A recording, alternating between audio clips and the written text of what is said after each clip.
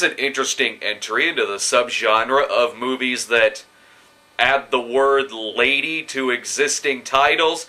Really? Really? Can that really be considered a subgenre? They're just taking well-known movie characters and making them hot! Well, at least I can think of a few titles off the top of my head that can fit into this category. Stuff like Lady Frankenstein or Lady Dracula. I guess if there can be such a thing as Caligula's-ploitation, then there should be enough room for ladies-ploitation. Such as with this, a notorious piece of rip-off cinema, Lady Terminator, brought to you directly from Indonesia, the country that also gave us Lady Exterminator.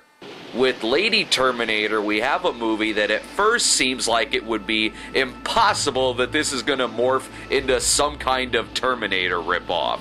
The opening sequence sets the backstory with a Javanese folklore character known as the South Seas Queen.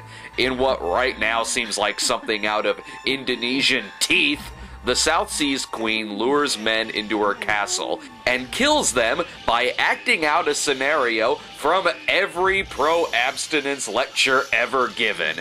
The South Seas Queen takes a new lover who I assume is Indonesian Eric Roberts. He defeats the evil queen by taking away her one source of power, a magic snake that comes from her vagina.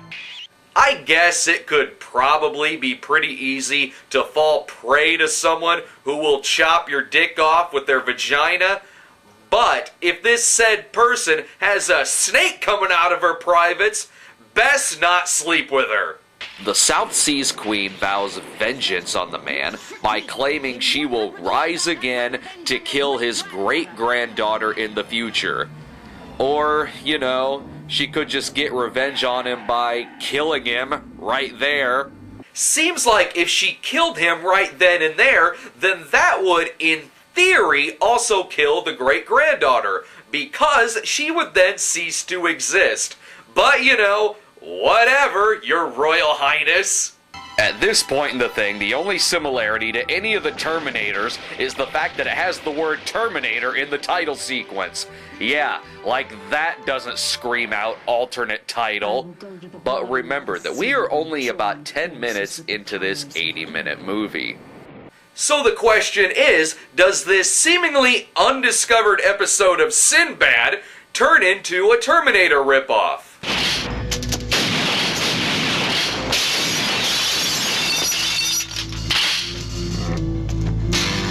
If you want, let's move. Little bit. I guess I'm getting a little ahead of myself. Going from Javanese folklore to LA tech noir isn't just a giant leap, but it's such a big fucking leap that the movie crashes its motorcycle right into Arnold's chicken stand. So just how does this movie do it? When we get into the present time, the movie follows Tanya Wilson, a bright, young anthropologist. I'm an anthropologist, huh? Okay, so she's a young anthropologist. You know, like in the same way Tara Reid was a young archaeologist. Are you out of your mind, lady? I'm not a lady, I'm an anthropologist. All right, I totally believe you're an anthropologist. Huh.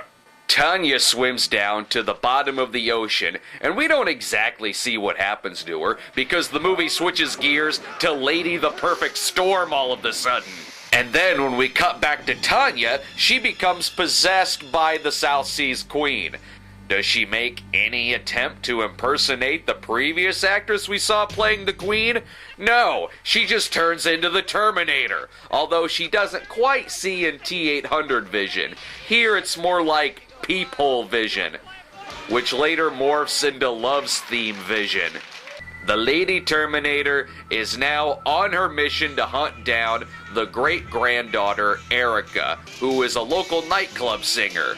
Oh shit! I almost forgot about it's Kyle Reese. Can't have a Terminator ripoff without fucking Kyle Reese. Our Kyle Reese here is Detective Max McNeil, sent not from the future, but from the U.S. of A. Wait a minute. Pierre Kirby? don't get too excited. It's not Pierre Kirby. Although, the actor playing Max has only one movie to his credit. This movie. A movie from 1988. The year of Pierre Kirby. Could Pierre Kirby have taken the pseudonym Christopher J. Hart for this non-Godfrey Ho entry? Doubtful, because this guy wishes he could deliver his lines as good as Pierre Kirby. Tom, I want you to go and check out the scene of the crime first thing tomorrow morning. I'll do it tonight. Tom, it's almost midnight. Take a break. After the Lady Terminator steals an Uzi from a fucking security guard in a hotel, she attempts to gun down Erica at a local nightclub, where she is saved by Kyle, or Max, or whatever. Okay, it's at this point when I need to just stop describing this movie in any kind of continuity, because I've seen a lot of rip-offs in my time, from the movies of Bruno Mattei to the movies of The Asylum, but rarely have I seen a remixploitation so blatant as most of the material from this film.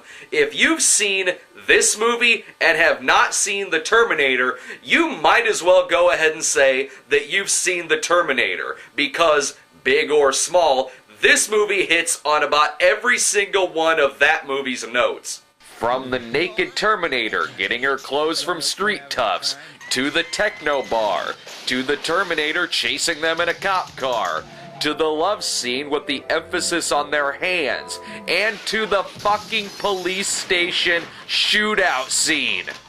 Of course, with this being Lady Terminator, it puts its own spin on things.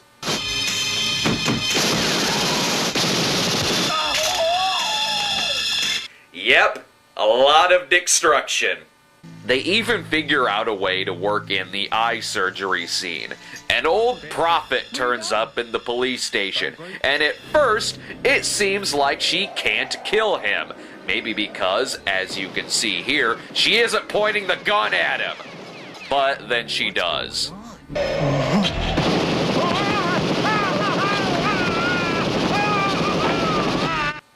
Naturally. Anyway, the old man hits her in the eye with a round piece of plutonium, which barely leaves much of a wound on her face, but I guess it's enough for her to cut her fucking eye out. Not a bad effect, I guess. Too bad it's ruined with the plop of this eyeball that's the size of a fucking baseball. She puts her now healed eyeball back in, possibly because she didn't want to wear sunglasses for the rest of the movie. Keep in mind, this is all supposed to be because she wants to get revenge on Erica's great-grandfather, who has been dead for years, and who probably led a long and happy life. That'll show him. As graphic as a lot of the violence in this movie is, all of the characters in the movie seem to be pretty fucking nonchalant when it comes to the death of their so-called friends. Jack bought it. Yes, we know. I'm sorry. Let's go. Yeah, I can tell you were close. Well, at least characters get excited about other things in the movie, though.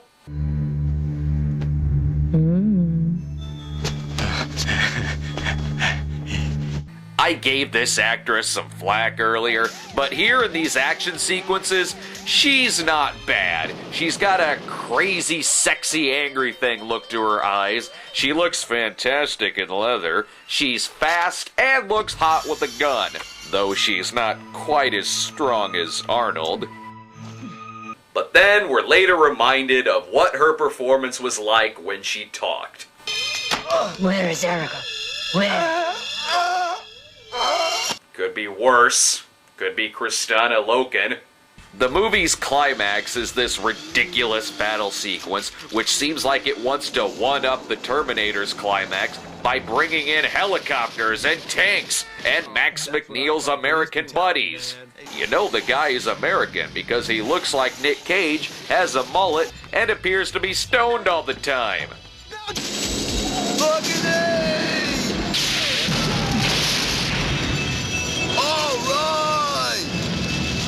Damn stereotyping Indonesian filmmakers.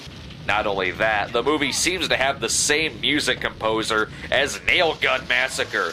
Not because the music sounds the same, but because it just chimes in whenever the hell it wants. You don't say much. Are your parents still alive?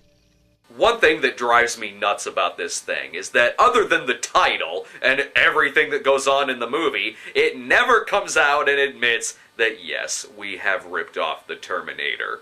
The opening credits tell us the movie is based on an original story of the South Seas Queen. Yeah, okay, that's like saying Bruno Mattei's Terminator 2 is based on Cyborg because they both take place in the future. Even this box cover doesn't even want to admit what it's a ripoff of. It's like Kill Bill, but with oodles of sex. Yeah, it's just like Kill Bill. If Kill Bill was a 1984 James Cameron film called The Terminator, and who uses the word oodles? The movie ends on this surprisingly kind of quiet note, with narration telling us about the stars and the planets, and what that all has to do with vagina snakes, I guess. No, the movie needs a stinger, like a Goodfellas style ending, where it just shows a character shooting at the audience for no reason whatsoever. Like so.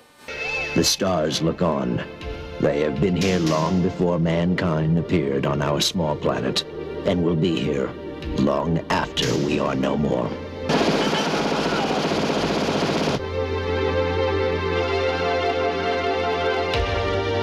See? That right there makes me want to see a sequel. Not a sequel to this movie, but to a real Terminator movie, like Terminator 2, Judgment Day. Thank you very much. Tom, my buddy.